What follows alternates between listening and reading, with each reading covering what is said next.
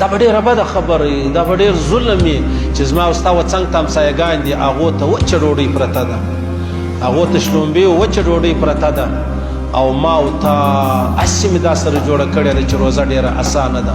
په پیشلمي 1.5 سل کم شیان خورو، په روزه مات 2.5 سوه رقم شیان خورو، غرمه بیا پر 11 بجې او پر 12 بجې راپورته کېږي او بیا زه وایم روزه ډېره اسانه ده. نه نه دا خبره نه ده. ورسې د ملازمینو څه پوښتنه وکئ، مزدورانو څه پوښتنه وکئ، هغه چې کوم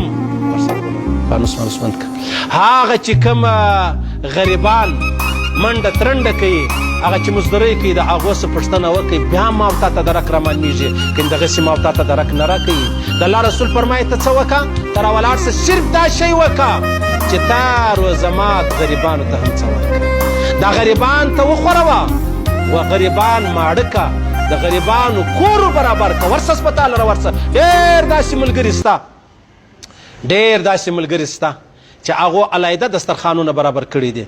یعنی ما ته داسې کسان را معلوم د ځانه د جیبه 200 سوه 300 کسان راځي د ده پر دسترخوان باندې روزه مات کوي. نو ستا څه فکر دی؟ الله پاک به دا سړی ناکامه کړي، الله پاک به دا سړی ذلیله کړي، الله پاک به دا سړی دا سړی په کاروبار کې نقصاني کړي. نه نه نه، دا خبره نه ده، هېڅ دا خبره نه ده. د خپل وس مطابق یې وکئ عزیزانو، خامخا یې وکئ. بیا ورسه چې خبر یې دا کور کونډه پکې سته، خاوند یې نسته، یتیمان پکې سته،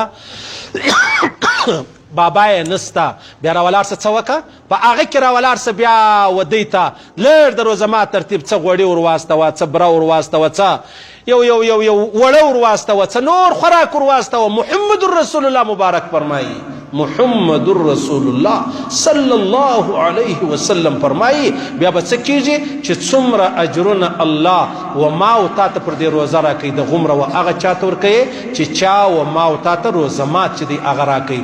خیر